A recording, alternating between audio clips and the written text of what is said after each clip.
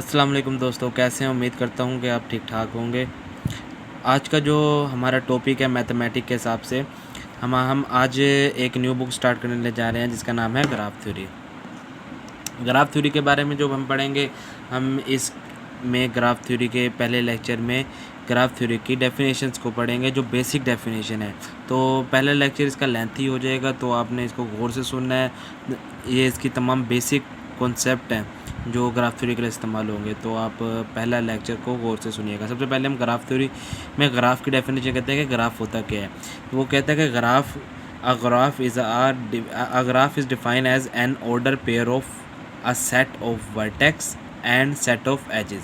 पर ग्राफ जो होता है वो सेट होता है, किसका सेट होता है? वर्टेक्स का। ये इसमें वर्टेक्स हैं, इसके नोड्स वर्टेक्स हैं, और जो इसके अंदर ये कनेक्ट कर रहा है ये इसके एजेस है। ग्राफ क्या होता है? Set of vertex and set of edges, V and A। Hence V is the set of vertex, V जो है सेट ऑफ वर्टेक्स है, और E is the set of edges.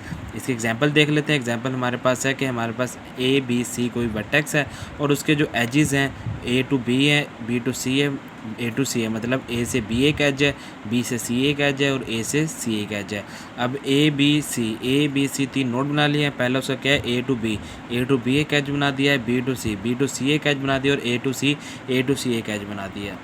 तो ये हो गई ग्राफ थ्योरी की एक डेफिनेशंस। अब बढ़ते हैं classification of graph. Classification of graph क्या होता है कि हमारे जो ग्राफ है ना वो किन चीज़ों पे डिवाइड हुए पड़े, मतलब किन चीज़ों से हम मिला के एक ग्राफ को इस्तेमाल कर सकते हैं। पहला जो इसका स्टेप है उसके अंदर हम क्या होता है, इसके अंदर लूप्स होती हैं, मतलब कि वो लूप्स और पैरेलल एजेस, मल्टीपल एजेस होते हैं। एक ही हमारे पास सिंपल ग्राफ है।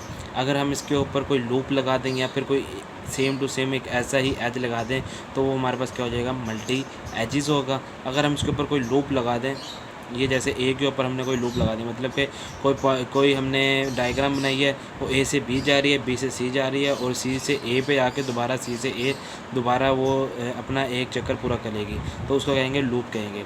तो पहला हमारे पास सिंपल ग्राफ है, दूसरा क्या है? मल्टी ग्राफ है। किसके अंदर है? हमारे पास लूप और मल्टी लूप के अंदर है। दूसरा हमारे पास based on orientation of edges, मतलब कि ये जो है ये हमारे पास एजिस के ऊपर बेस करेगी। मतलब इसके अंदर हमारे पास दो चीज़ होती हैं, इंटरेक्टेड ग्राफ और डायरेक्टेड ग्राफ। इंटरेक्टेड ग्राफ क्या होता है? इंटरेक्टेड ग्राफ के अंदर हमारे पास जो ग्राफ सिंपल ग्राफ होता है उसके अंदर डायरेक्शन नीति होती है कि ये ए से बी जा रहा है, बी से सी जा रहा है, सी से ए जा रहा है। ये हमारे पास कोई भी नहीं है, हम रैंडमली कहीं से भी कोई पॉइंट उठाएंगे और उस तरफ चले जाएंगे। तो ये हो गया इंटरेक्टेड ग्राफ। दूसरा हमारे पास क्या है? Directed graph. डायरेक्टेड ग्राफ के अंदर हमें डायरेक्शन दी हुई कि हमारा पहले ग्राफ की हमारा जो एज है ए से स्टार्ट हो रहा है, बी पे जा रहा है, बी से सी पे जा रहा है, ए से फिर सी पे आ रहा है, ये डायरेक्शन दी हुई है। इसका जो तीसरा स्टेप है, तीसरा स्टेप क्या है? जो कि based on weight of edges. किसके ऊपर? वेट ऑफ एजेस, मतलब कि जो हमारे पास ग्राफ जो डायरेक्टेड ग्राफ होगा उसके अंदर हमें क्या दी होंगी? हमें उसके ऊपर उनकी पावर्स दी होंगी। मतलब कि ए से बी जा रहा है उसकी वैल्यू कितनी है? 10। ए से सी जा रहा है, ए से बी जा रहा है उसकी वैल्यू कितनी है? 3। अब किसमें वेटेड ग्राफ अनवेटेड ग्राफ होता है? इसके अंदर वेटेड फॉर एजिस के वेट होते हैं। इसके अंदर क्या होता है? वेटेड ग्राफ होता है और अनवेटेड ग्राफ होता है।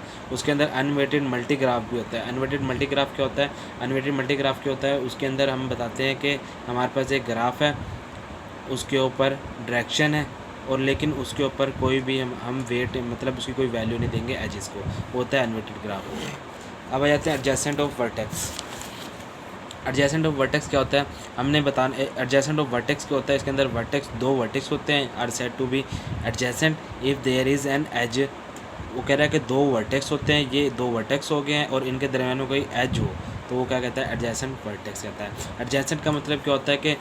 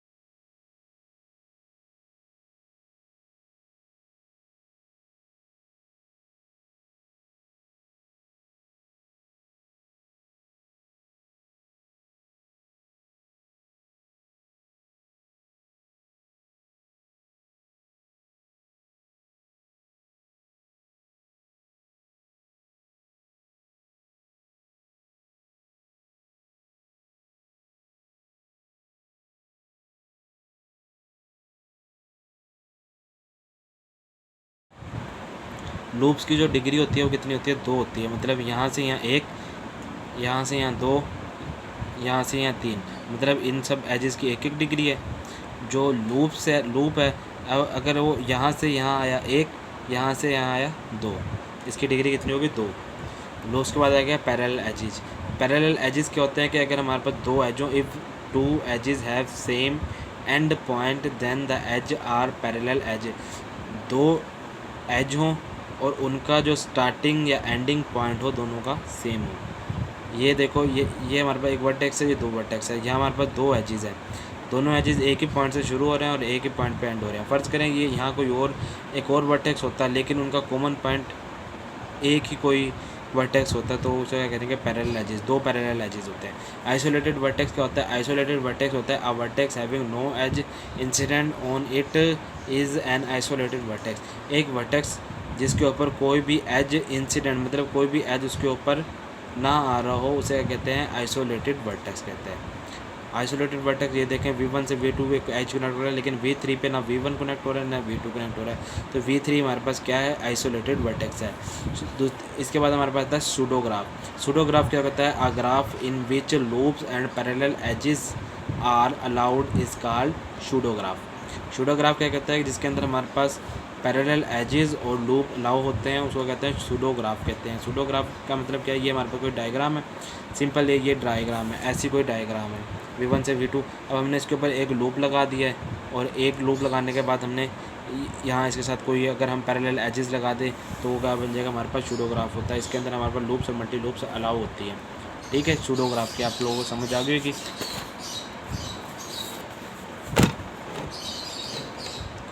इसके बाद आते हैं हम ग्राफ थ्योरी के एक और पॉइंट के ऊपर, जिसका नाम है फाइनाइट ग्राफ।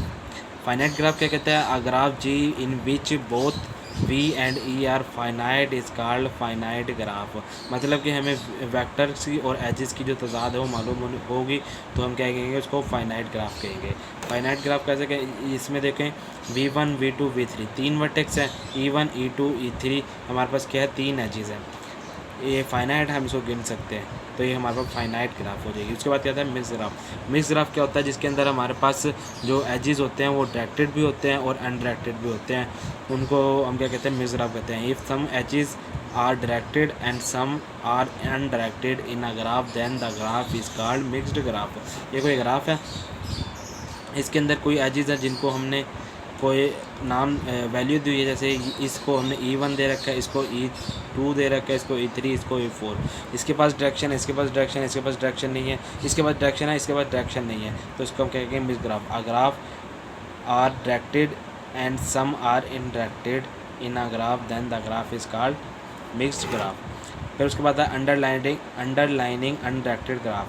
कोई एक अनडायरेक्टेड ग्राफ होगा, कोई डायरेक्टेड ग्राफ होगा, हमने उसको इस तरह बनाना है कि उसकी सारी डायरेक्शन ख़त्म हो जाए, तो वो क्या हो जाएगा, underlining undirected graph. A graph obtaining by ignoring the direction of edges in a directed graph is called underlining undirected graph. मतलब कोई हमारे पास ये ग्राफ दिया हुआ है, ये जो ग्राफ दिया हुआ है इसके ऊपर हमने क्या कर दिया है, इसके ऊपर हमने डायरेक्शन होगी, तो इस टाइम ये क्या है, डायरेक्टेड ग्राफ है। अगर हम इसकी डायरेक्शंस को हटा दें, मतलब कि इसकी डायरेक्शंस को ख़त्म कर दें, तो ये हमारे पास क्या बन जाएगा, अंडरलाइनिंग अनडायरेक्टेड ग्राफ। उसके बाद आता है अंडरलाइनिंग सिंपल ग्राफ। अब वो क्या करेगा, सिंपल ग्राफ जिस तरह हमने यहाँ डायरेक्शन ख़त्म कर दी थी किसकी, डायरेक्टेड ग्राफ की, अब यहाँ कोई सिंपल ग्राफ हमने बनाना है, मतलब यहाँ अंडरलाइनिंग अनडायरेक्टेड ग्राफ बना था, डायरेक्टेड से अनडायरेक्टेड, और यहाँ पे सिंपल से हमने यहाँ पे हम कोई हमारे पास लूप्स और पैरेलल लूप्स वाला ग्राफ होगा उसको हमने सिंपल बना देना है graph. A graph obtaining by deleting all loops and parallel edges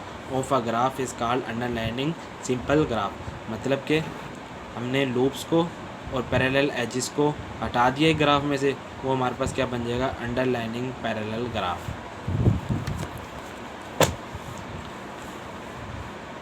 अब हमारे पास जो टॉपिक है इसका है, इसको कहते हैं डिग्री ऑफ वर्टेक्स। वर्टेक्स की डिग्री क्या होती है, सबसे पहले हमने वर्टेक्स जो होते हैं हमारे पास, हमने पहले बताया कि ग्राफ के अंदर ग्राफ दो चीज़ों से मिलकर बनता है, एजिस से और वर्टेक्स के। अब इसके अंदर मैंने बताना है कि वर्टेक्स की डिग्री। अब ग्राफ जो होता है वो अनडायरेक्टेड ग्राफ होता है और डायरेक्टेड ग्राफ होता है। अनडायरेक्टेड ग्राफ की हम डिग्री ऑफ वर्टेक्स निकालते हैं और डायरेक्टेड ग्राफ की हम इन डिग्री और आउट डिग्री निकालते हैं। मतलब डायरेक्शन दी होती है ना, उसके अंदर हमने डायरेक्शन मालूम करनी होती है। अब डिग्री ऑफ वर्टेक्स क्या होता है? The number of edges on a vertex v with self loop counted twice is called degree of the vertex v and is denoted by degree of the v over degree of v और dv। Simple सी बात है कि हमारे पास जो directed graph है ना, उसके अंदर अनडायरेक्टेड ग्राफ है, उसके अंदर हम डिग्री कैसे मालूम करेंगे? कोई एक वर्टेक्स है, उसके अंदर जितने भी नंबर ऑफ एजेस, कोई भी एज उससे निकल रहे होंगे, जितने एज निकल रहे होंगे वो क्या होगी? अनडायरेक्ट उसकी डिग्री होगी। इसी एग्जांपल अगले सफ़े पे तो मैं आपको अगले सफ़े पे समझाता हूँ। आइसोलेटेड वर्टेक्स जो मैंने पहले समझाया था कि एक वर्टेक्स जो कि एक वर्टेक्स होता है जिसके ऊपर कोई एज इंसिडेंट नहीं होता, उसको क्या कहते हैं? वर्टेक्स, आइसोलेटेड वर्टेक्स कहते हैं। और पेंडेंट वर्टेक्स क्या होता है? पेंडेंट वर्टेक्स क्या होता है? जो हमारे पास सिर्फ और सिर्फ एक भी वर्टेक्स होता है, वर्टेक्स विद डिग्री 1, जिसकी डिग्री 1 होती है। मतलब कोई वर्टेक्स होता है, जैसे कि मैंने बताया कि पेंडेंट वर्टेक्स क्या होता है? कोई एक वर्टेक्स होता है और उससे सिर्फ एक ही एज उसके ऊपर इंसिडेंट हो रहा होता है, तो उसे कहते हैं पेंडेंट वर्टेक्स, जिसकी डिग्री 1 होती है। सूडोग्राफ मैंने आपको पहले बता दिया कि जिसके अंदर जो हमारे पास लूप्स और पैरेलल एजेस अलाउ होते हैं उसे कहते हैं सूडोग्राफ होते हैं। इंटरनल वर्टेक्स क्या होता है? सिर्फ इंटरनल वर्टेक्स वो होता है a vertex which is neither pendant vertex or not isolated vertex is called internal vertex or intermediate vertex। Internal vertex क्या होता है? जो हम जिसके ऊपर जो कि ना ही ये आइसोलेटेड वर्टेक्स हो, मतलब कोई उसके अंदर कोई एज ऐसा वर्टेक्स ऐसा ना हो जिसके ऊपर कोई एज ना इंसिडेंट हो रहा हो, और या फिर कोई कोई भी एक वर्टेक्स ऐसा ना हो कि जिसकी डिग्री 1 हो। अब जैसे कि यहाँ डायग्राम बनाई हुई है, डायग्राम में V1 V2 V3 V4 as 4 vertex है। 4 वर्टेक्स की और इनकी डिग्री इनके अंदर इससे कितने पास हो रहे हैं? एजेस दो दो पास हो रहे हैं। तो इसके अंदर कोई एक ऐसा एज नहीं है जिसके अंदर से एक डिग्री वाला कोई वर्टेक्स हो, तो ये क्या होगा? इंटरनल वर्टेक्स होएगा। Not 1 degree and having no parallel edges. अब इसका एग्जांपल हम करते हैं डिग्री ऑफ वर्टेक्स की, कि डिग्री कैसे मालूम करते हैं।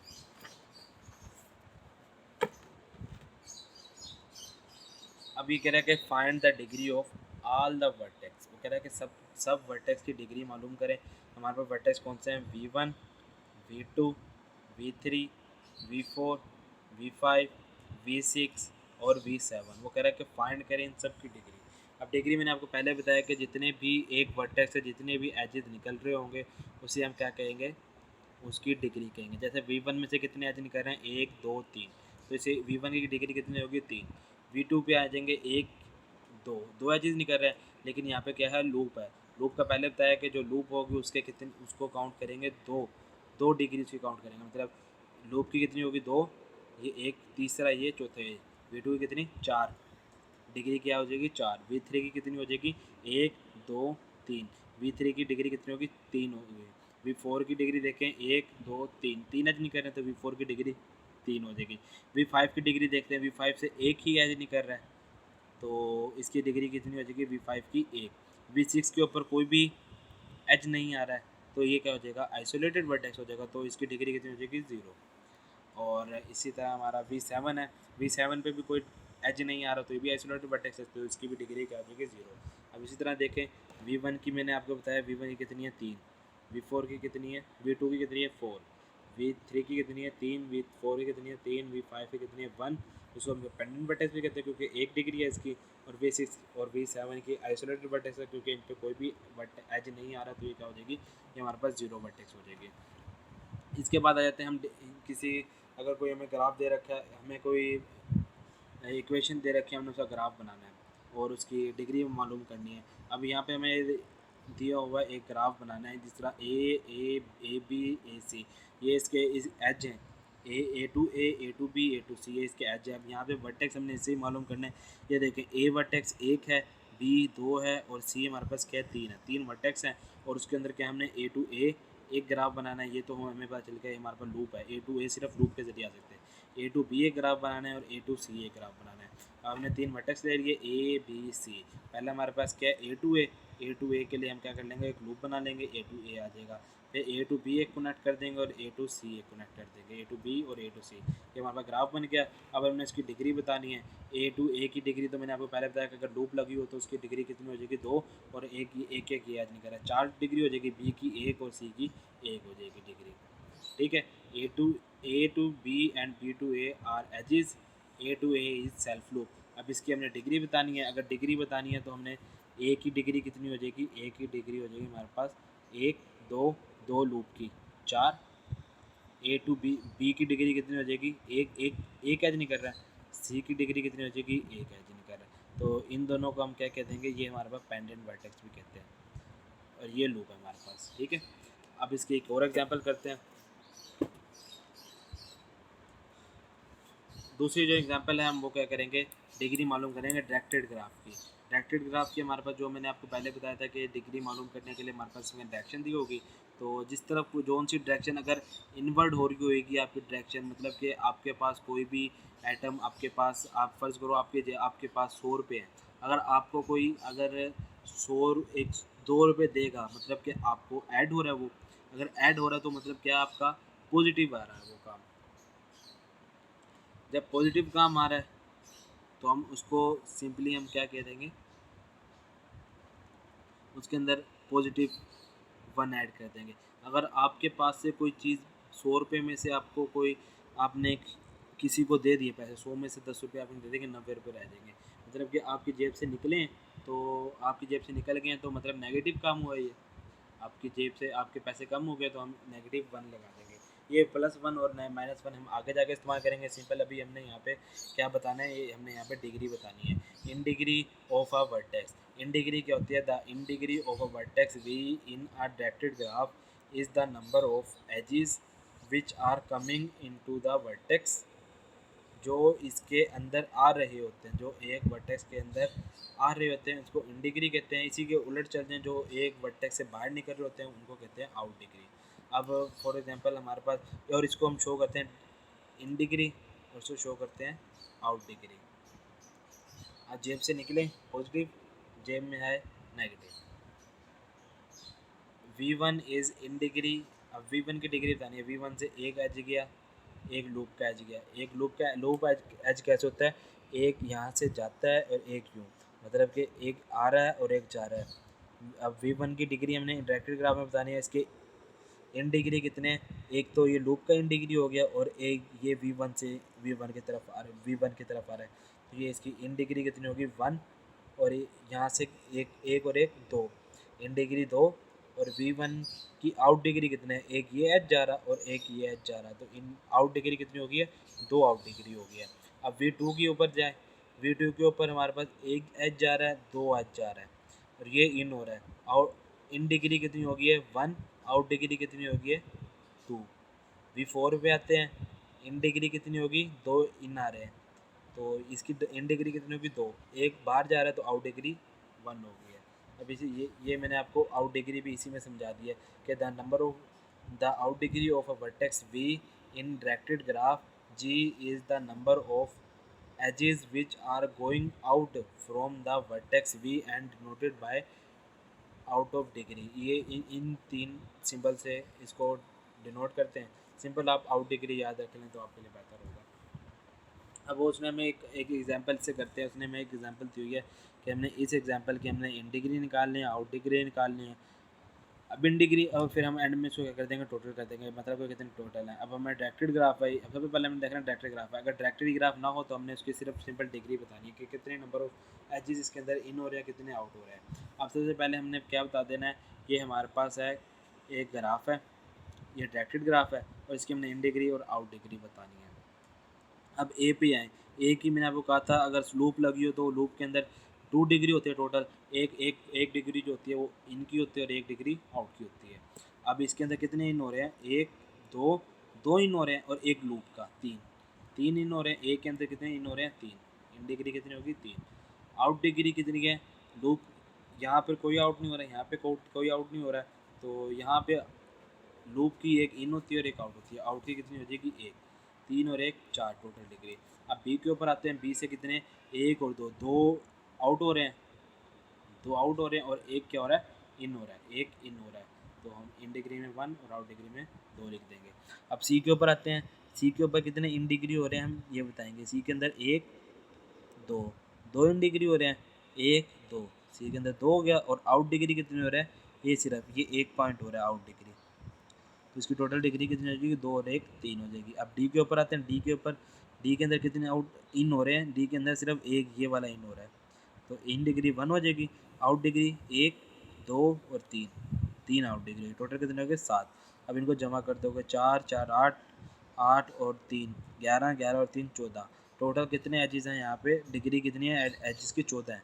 अगर हम गिनना चाहें तो गिन के देख लेते हैं 1 2 3 4 5 6 7 8 9 10 11 12 13 14, ठीक है 14 इसकी टोटल आ गई।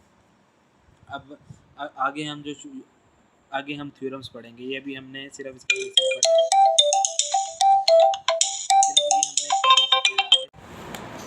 इसके बाद जो हम आगे करेंगे हम इसके थ्योरम्स वगैरह करेंगे, 2-3 अहम थ्योरम है इसके, तो आगे जाके हम इंशाल्लाह इनके थ्योरम्स करेंगे। और अगर ये आपको मेरी वीडियो पसंद आई हो तो अपने दोस्तों के साथ ज़रूर शेयर करेंगे। इंशाल्लाह मिलेंगे अगले लेक्चर में। अस्सलाम वालेकुम।